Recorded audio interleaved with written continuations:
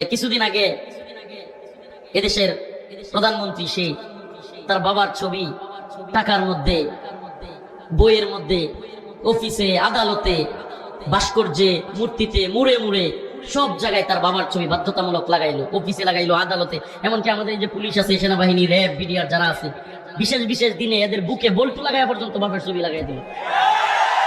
16 বছর চেষ্টা করেছে, 16 বছর মানুষকে বাধ্য করেছে, এত কিছুর পর 16 মিনিট যাইতে পারে নাই, মুজিবের কল্লা ধরে মানুষ মারছে, টান মূর্তি হয়ে গেছে খান খান। সুবহানাল্লাহ।